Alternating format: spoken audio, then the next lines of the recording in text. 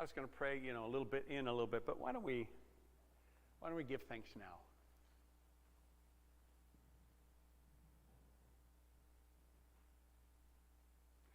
There's a lot of difficulty in our world, in our lives, Lord, but you are not responsible for any of it.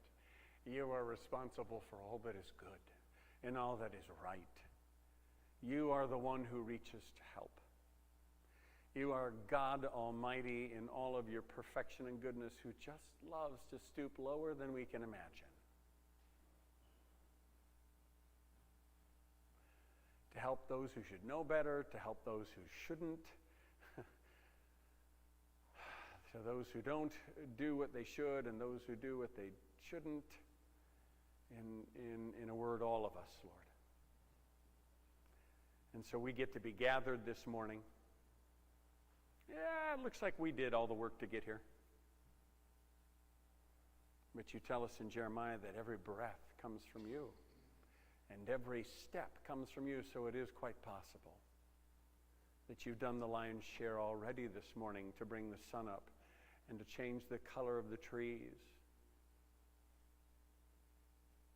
and to provide us all we need for peace and reconciliation in our homes, and in fact to get us gathered where we need each other because we need you. So, if we could begin with gratitude and an openness to what you have to say to us, it would be so good. So we look to you and we say, help. Help us, Lord. And we say, thank you, because we can depend on you. And there's not much we can depend upon, but we can depend upon you. And all God's people said,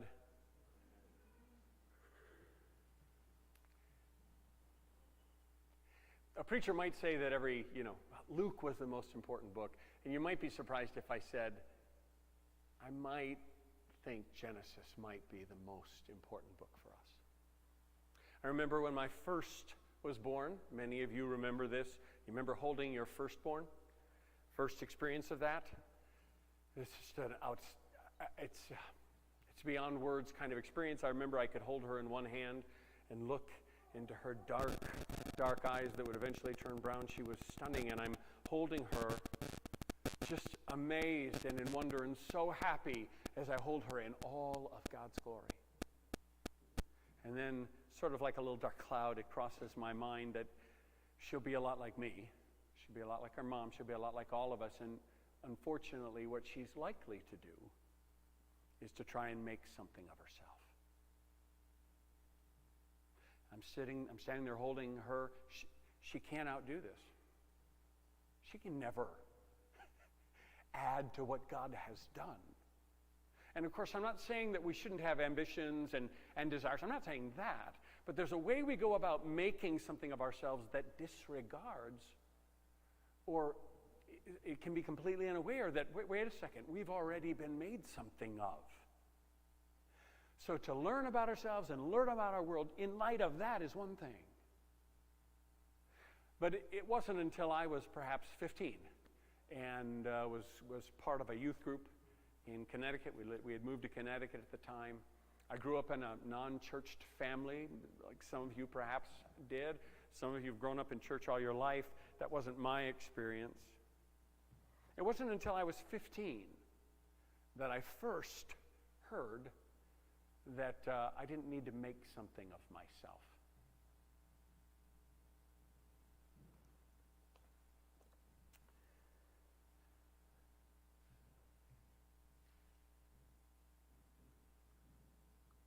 I was a typical 15-year-old. My home life was a mess. Lots of things I didn't understand about what was really going on in my parents' marriage, but it was a mess, and our home life was real tense, and I was trying to figure out things like any young person does. Things about me, things about the world, things about everything, right? It was the book of Genesis that gave me feet.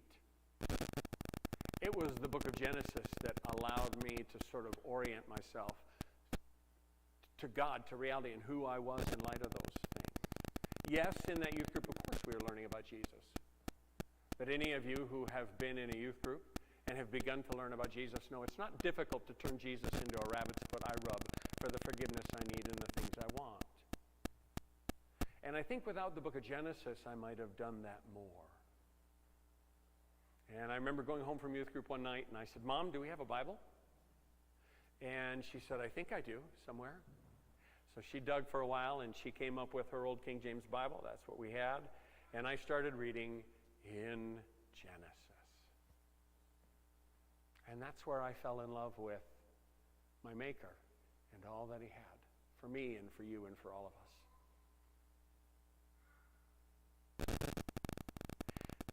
So what we're going to do, I put the button somewhere. Oh, yeah. You all have Bibles, and I always love you to be in your Bible, but Genesis 1 is a highly patterned poem. And, you know, people have all kinds of interpretations of Genesis 1. I want to limit my interpretations to what the patterns emphasize.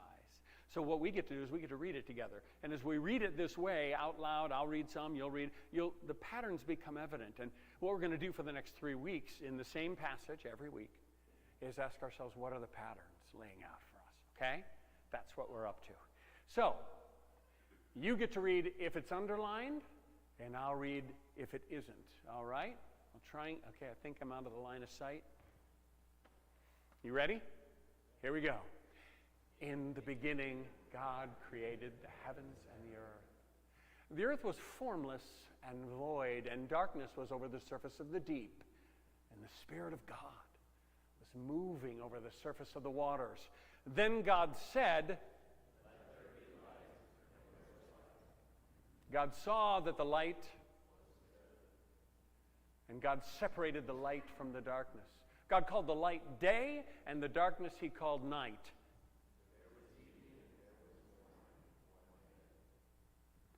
I think that's the sound of the kids in the apartment, isn't it?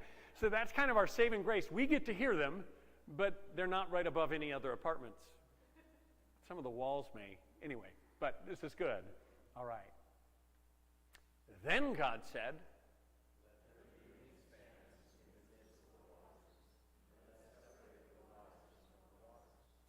God made the expanse and separated the waters which were below the expanse from the waters which were above the expanse. God called the expanse heaven.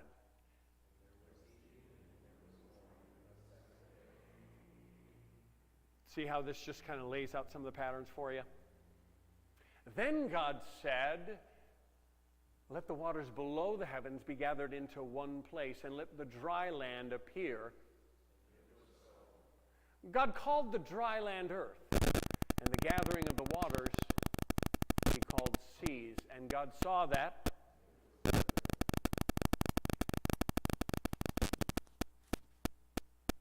I don't know what that is. Then God said, plants yielding seed.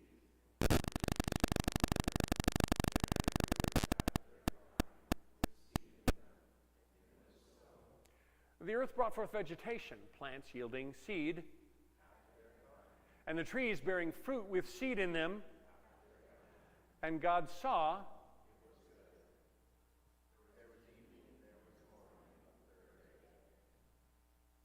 Then God said,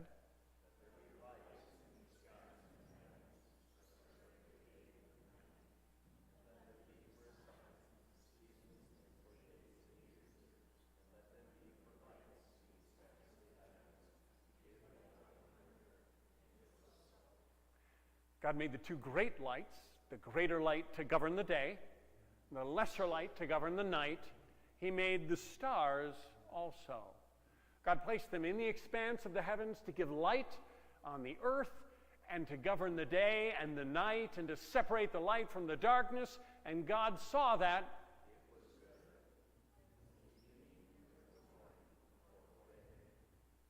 You're doing great. Then God said,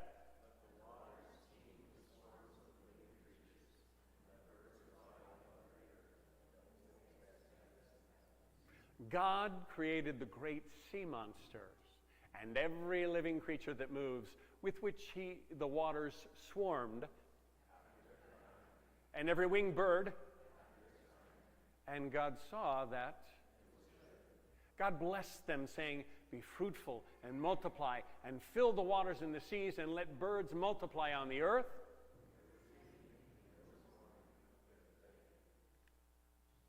Then God said,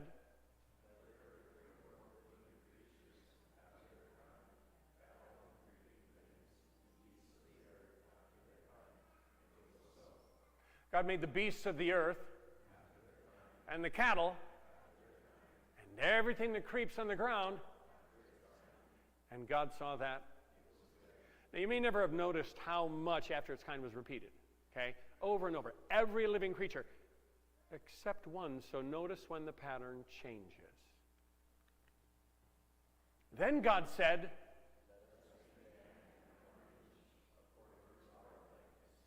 and let them rule over the fish of the sea and over the birds of the sky and over the cattle and over all the earth and over every creeping thing that creeps on the earth.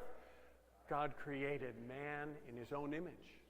In the image of God, he created him. Male and female, he created them. Did you catch it? All right. God blessed them. God said to them, be fruitful and multiply and fill the earth and subdue it. Rule over the fish of the sea and over the birds of the sky and over every living thing that moves on the earth. Then God said, behold, I've given you every plant yielding seed that is on the surface of all the earth, and every tree which has fruit yielding seed, it shall be food for you. And to every beast of the earth, and to every bird of the sky, and to everything that moves on the earth which has life, I have given every green plant for food. God saw all that he had made, and behold, very good. And there was evening, and there was morning, the sixth day. Thus the heavens and the earth were completed in all their hosts. By the seventh day God completed his work, which he had done, and he rested on the seventh day from all his work which he had done. Then God blessed the seventh day and sanctified it, because in it he rested from all his work which God had created and made. So you and I will do one of three things with what we have just read. We will either reject it, reframe it, or receive it. The computer that we're showing this on doesn't have the Hebrew font, so that was supposed to be really cool and behind, and now it's a mess. And I didn't have time to change it. Okay? So reject, reframe, receive, Genesis, you got it. So first off, reject. There are any number of reasons you might reject what God has just said. You've probably been told many times you can't trust the Bible. It's just a collection of opinions, searchings of human writers. And if you found this a convenient excuse to ignore the Bible, then, of course, you're going to continue to do that when you come to the text of Genesis. If you're a naturalist, believing only in random mutation, blind chance in a materialistic universe, if that's kind of your bedrock, well, then this is just myth and interesting fiction to be rejected, right? Okay, that's where you are. Not slinging arrows at anybody. We're just kind of walking through. Why would we reject this? Maybe you already have a faith commitment to another religion, God or spirit. So, of course, the God of Genesis, he's out. There are lots of reasons, and we have barely scratched the surface.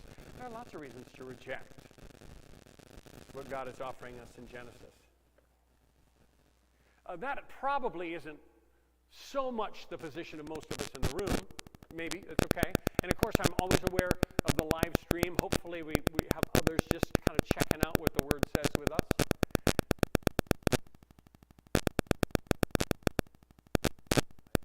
I don't think it's a machine gun. I think it's my microphone doing something weird. Is it me? It's probably from the video that we're waiting for. Turn down the video 13 or whatever that is. Turn it down or mute it. I've got a video up here okay.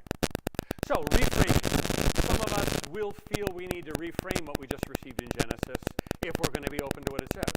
So some thoughts and examples there. If we believe, if kind of our groundwork is that all religions are equally true, they're valid paths, all to the same God, then if we're going to affirm that Genesis 1 and 2 provide a wonderful picture of God and the world and mankind in some sense, we'll have to reframe these chapters and forgive me for using the word, but I'm going to use it, pretend they're compatible with the stories of other gods and other religions and other myths, regardless of what Genesis 1 and 2 actually say. Okay? It's a bit like saying that, playing golf and playing football are really, it's basically the same game. Well, they both have a ball, don't they? So I put that out there not to pick on anybody, but to say there are some real problems with pretending that all religious views go together. That doesn't mean you might not have other objections to Christianity, etc., but it's a bit like saying golf and football are basically the same game. Another reason we would refrain what we're reading here. Maybe facts are something you establish by mathematics and science. And faith is informed by spiritual words, spiritual experiences, spiritual things. So we would receive Genesis in as much as it doesn't seem to disagree with established scientific perspectives like Darwinian evolution or the current reigning idea, if you're not aware of it. The current reigning consensus among materialist scientists is that we don't have souls or spirits. We are a biological entity with the illusion of thought and capacity. It's all just gas and hormone, okay? So if you're not going to violate that, we've got things that we have to reframe here. Science is fantastic. You'll never hear me criticizing science. I will not pit faith against science. Science can hypothesize, can measure what it can taste and touch and examine. It examines a materialistic world, and it is equipped to do that. Science can tell you nothing about the immaterial God. There are no test tubes or litmus tests or scales or weights that he fits on, okay? We're a little more stuck with what did he say and did it prove true? But again, my point is just I'm pushing and pulling you. What are you going to do with Genesis? Well, you're going to reject it. You're going to reframe it. Perhaps the most dangerous way that we as church people reframe Genesis is we say, well, there's so many interpretations. How can we really know what any of this means? So anybody's interpretation of Genesis is as good as anybody else's. There's something very gracious about that, but nothing particularly helpful about that. And yet, if we don't reject the words God has spoken to us in Genesis 1 and 2, if we don't reframe them to suit us, what happens if we receive them and let them reframe our lives? Let them reframe our perspective? What can we be confident about that the patterns of Genesis 1 and 2 are teaching us and offering us? There's many things a person might say. I'm going to limit what I have to say to what the patterns emphasize. God is the central person in the story of our creation, in the story of his world, in the story of our lives. God is the player, the main character. I have a map for you. Here's my question. Is this map helpful to you? Let's say you're lost in Minneapolis or a big building somewhere or Timbuktu. You call me on your cell phone and you say, Brian, I need you to help me find my way. And I send you this map.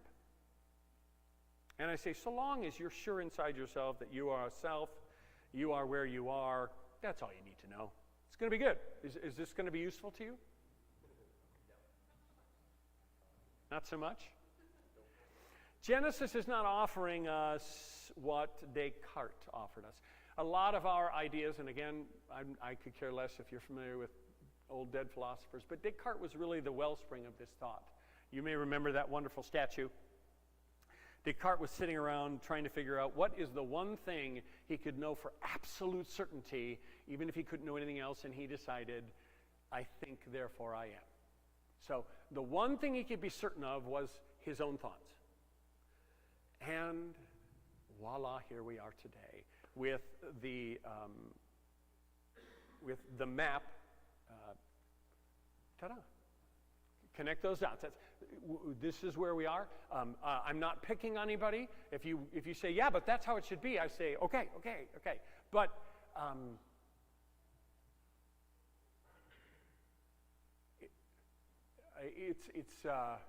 Genesis offers us something different. Okay. Here's a city. Genesis is offering us the truth that we need, like this. Okay. We get our bearings based on realities around us.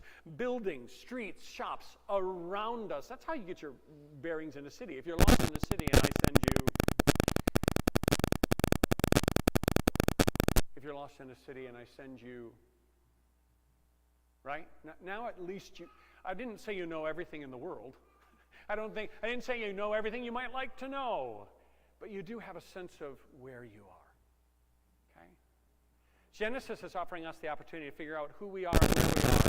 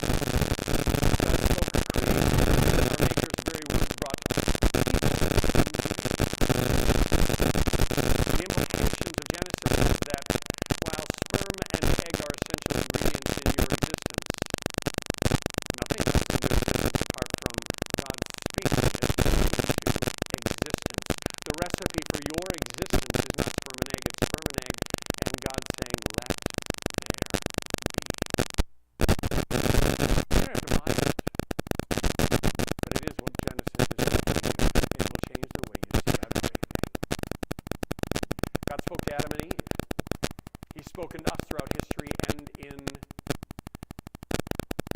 his book. As we'll learn in Genesis 15, and this is again where there's a difference between us and other perspectives on the world. Faith in God is not faith in who we think or believe God is. According to the Bible, faith in God is not faith in who we hope or fear that the gods might be. And again, love to talk to you about this sometime if you're like, wait a second. It's okay. Genesis 15. That's the chapter to go to. Faith in God is taking God at his word. In our life group 2 weeks ago, Ray put it this way. It was wonderful. He said, sometimes he says to people, I know you believe in God, but do you believe God? The question in the Bible is never, do you believe in God? There are all kinds of gods to believe in. The question is, do you believe God when he speaks? To believe God is to take him at his word. He is the God who speaks, and that is one of the foundational issues that were offered in Genesis. We live in a world that says all religious perspectives are equally valid. That leaves us here.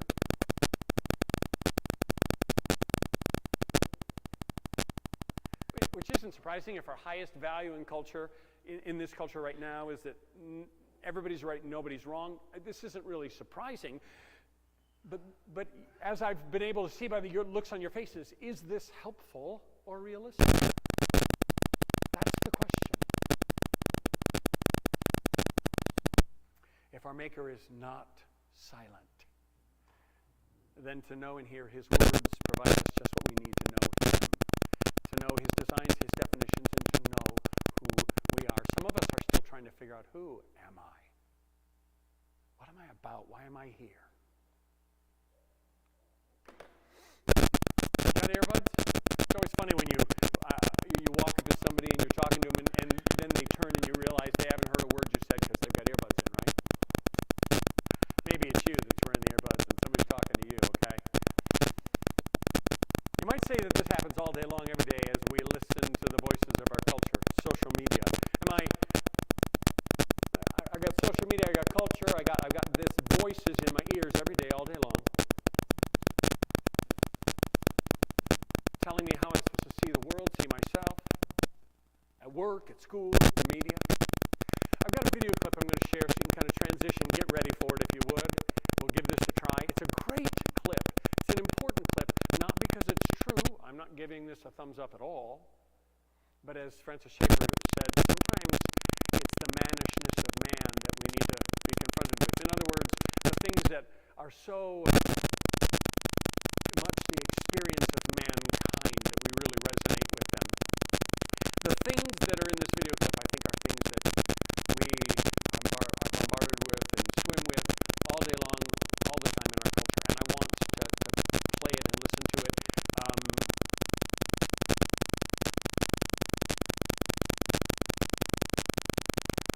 When we're listening to these kinds of things, of course, it's difficult not to reject or refrain. A little setup. Chris Evans is Captain America is in this one, and he's had to adopt a little girl, I think, because his sister died. So he's taking care of this little girl, and they're going to have a conversation that we get to listen in on. So let me see if we can succeed in bringing this to you. Oh, that's going to be good. Move for just a sec. I want to twirl this.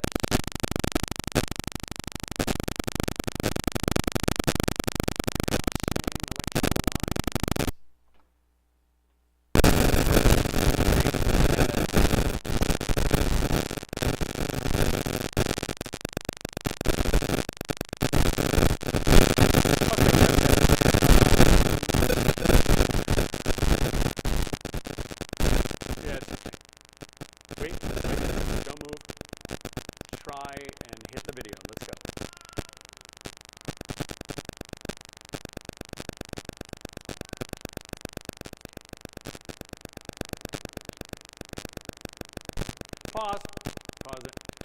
Yeah, we'll try and just play it through the projector. Go for it.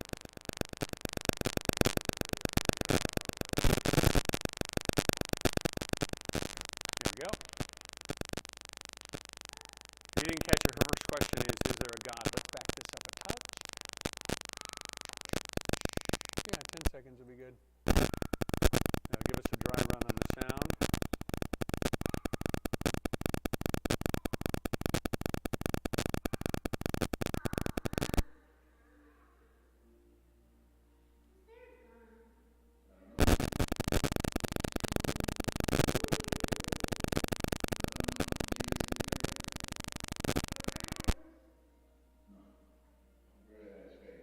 That's a great thing to have.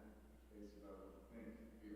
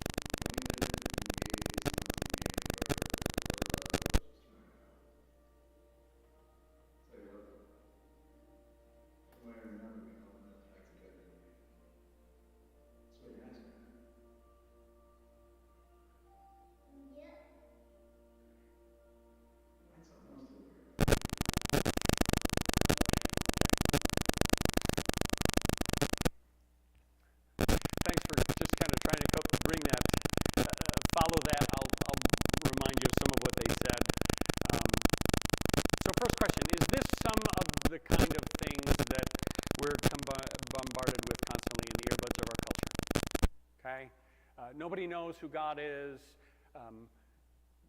Faith is different than knowledge. Faith isn't based on what we know. It's just based on what we feel or think, right? Do what Jesus says, but, I wouldn't want to tell you what to believe because then I'd screw you up, right? Are these the kinds of things that are in our earbuds? That's my first question. I'm not picking on anybody. I'm not trying to do a hatchet job on Captain America and a little girl. I'm not trying to pick on anybody. Rather, we're looking at ideas. If you got vanilla ice cream and you want to add chocolate to your bowl, is that good? I think that's going to go well. Do you want to add some jalapeno ice cream to your bowl? Go for it. I think that could go just great. Okay? If you have an oil filter in your car that is shot, you got a broken window in your house, or you got a broken burner on your stove, it's going to go well if you just try to add another one without taking the broken one out. So what we're doing as we listen to this and as we listen to culture around us, we have to determine, is this, I can just add some more of this to the bowl and it'll be okay, or do we have to admit, you know what, some things are broken. And you can't just add more windows. You can't just add another oil filter. You can't just somehow add another burner to the circuit. You have to take the broken one out. Are you with me? Okay.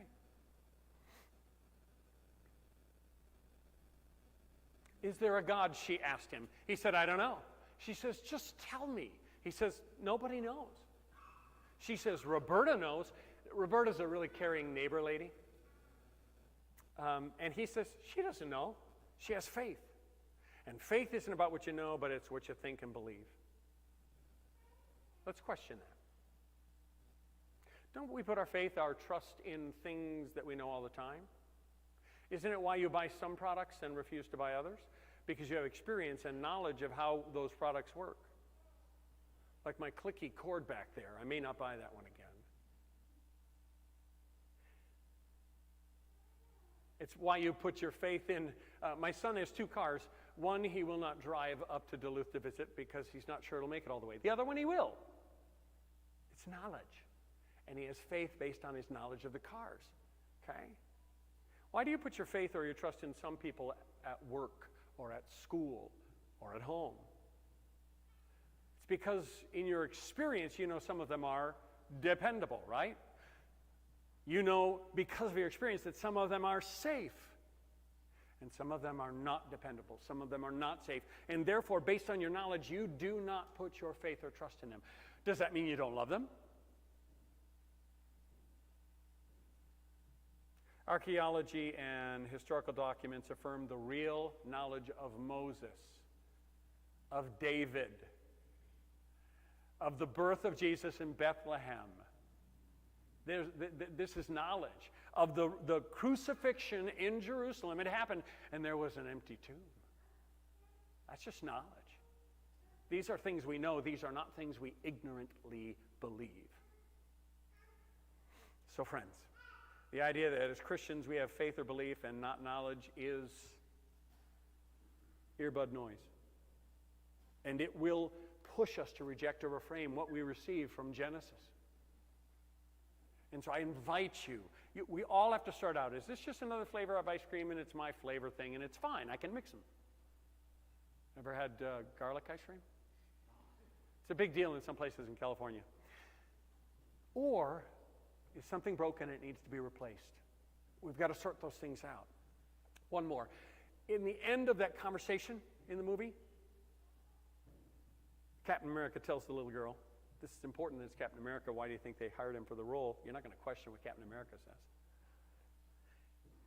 The only difference between Roberta, the neighbor with her faith, and the atheists on TV, he says, is that Roberta loves her and is trying to help.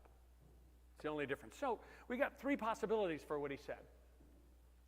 Yeah, good. Yeah, all those were nice. 3 possibilities for what he just said. Neither people of the Christian faith or atheists are right. That's one, that could be what he meant. He could mean they're both right. I don't think he means that. Or he could mean that truth doesn't matter because love is all that matters. Culturally, I'm guessing he means the third. But here's my problem. none of these options hold water. I'm not picking on the people. This isn't a political, fill these buckets up, the water will run out in your life experience, and it will be painful. None of these options will help you or I to live well or realistically in a world of relationships that we have. The message of the Gifted movie, and much of the noise in our earbuds, is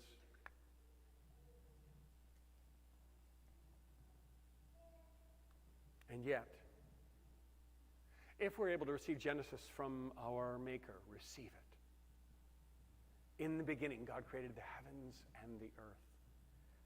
We don't have to start with ourselves to figure out who we are and where we are. We can start with God, our Maker, because we are who we are and where we are in relationship to God. And that is a wonderful, solid thing. We know this, secondly, because our Maker isn't silent. God said, let there be light, and there was light. He said, let us make mankind in our image. God blessed them, and he said, so, friends, we are able to know and hear his words so we can know him, know his designs and definitions, and know who we are in relationship to him. As sort of an application of this, I'm going to take us to Psalm 19, because in Psalm 19, David works out of creation, and he's processing these same things we're talking about. If he's the God of creation, how does that then play out in terms of knowing him and knowing me? And Psalm 19 applies what we just took in from Genesis 1 and 2. So guess what? You got some underlined parts again, okay? Here we go. The heavens are telling of the glory of God, and their expanse is declaring the work of his hands. Day to day pours forth speech. Night to night reveals knowledge. There is no speech. In other words, we can't hear it. Nor are there words. Their voice is not heard. Their line has gone out through all the earth, and their utterances to the end of the world. In them he has placed a tent for the sun, which is like a bridegroom coming out of his chamber. It rejoices as a strong man to run his course. Its rising is from one end of the heavens, and its circuit to the other end of them, and there is nothing hidden from its heat. Is there anything in this world that is not affected by the sun? And so there is nothing outside the jurisdiction of the voice of our Maker. Next, the law of the Lord is perfect. The testimony of the Lord is sure. The precepts of the Lord are right. The commandments of the Lord is pure. The fear of the Lord is clean. The judgments of the Lord are true. So the God who spoke, and then he speaks here, now we're talking about this, right? This is where I go for all of that, because he's God, our Maker, the one who speaks. These, his work, more desirable than gold, yes, than much fine gold, sweeter also than honey and the drippings of the honeycomb. Moreover, by them your servant is warned. In keeping them there is great reward. Who can discern his errors? Acquit me of hidden faults. Also keep back your servant from presumptuous sins. Let them not rule over me. Then I will be blameless, and I shall be acquitted of great transgressions. When I look here to let him do that.